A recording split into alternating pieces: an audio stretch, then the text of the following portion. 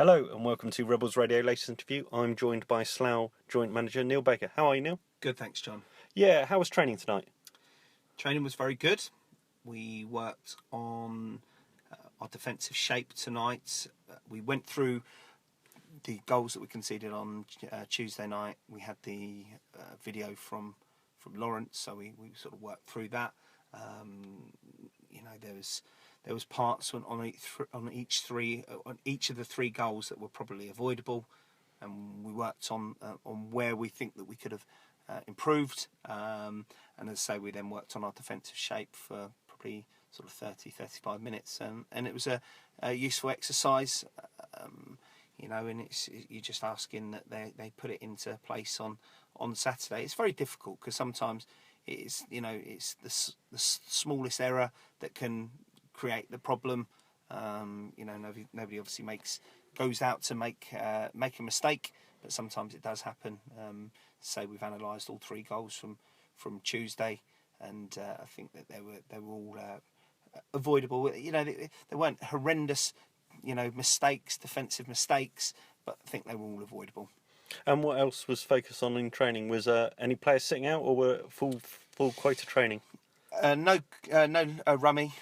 Rummy's possibly ruptured his hamstring a little bit. Obviously, with him going back to America shortly, I don't think we'll see him again because I don't think it will recover in time. It was quite a bad pull, which is obviously a blow. In terms of numbers and things like that as well. So Rummy was the only one that was really missing tonight. Other than that, everyone trained, and it was a good, lively session. It tends to be, you can get some great quality. We're training on a 3G, which is apparently the same surface, the exact same people who put down the one we train on are putting down the one at Arbour Park. And it's fantastic. Some of the football that's played on it is top drawer, and it does excite you for hopefully playing on that next season, because when you have to play on Holloway's Park as we did on Tuesday, it was very bobbly. You can watch the video and you see people like Putz and Warren running with the ball, and the ball's bobbling up around their sort of shins, and it's very difficult to play on. So, looking ahead to the near future, Dunstable Saturday. Mm-hmm. What does the squad look like? Are there any changes? No, not at the moment. We are looking at present. We've got the feelers out on a few people. There might be a few signings in the next week or so with a bit of luck, but obviously it doesn't happen overnight. Other than that, it'll be the same 15. It'll be 16 without Rummy, so it'll be the same 15. There'll be nobody else added, and nobody else will be going out to play any games. And obviously there's talk of mixing things up and stuff like that. We still want to finish as high as we can, and I'm sure that with the games left, people will get opportunities, but at the same time we want to win the games, and we want to have our 11 out who we think are the fittest, and that's where we're going with it. So we'll be going as strong as we can, and we'll look to try and get 3 points on Saturday. What have you made of Dunstable so far this season? Well, they had an indifferent start, poor start, but they've been excellent since then. The run that Yellow's got their team on has been superb.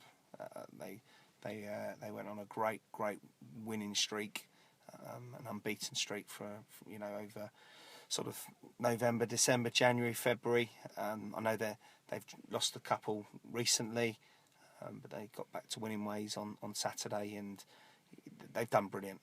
For them to be where they are, fair play to them. They've done excellent. I went and watched them at Chesham, funnily enough, when they got beat 5-1, and they should never have got beat 5-1 that night.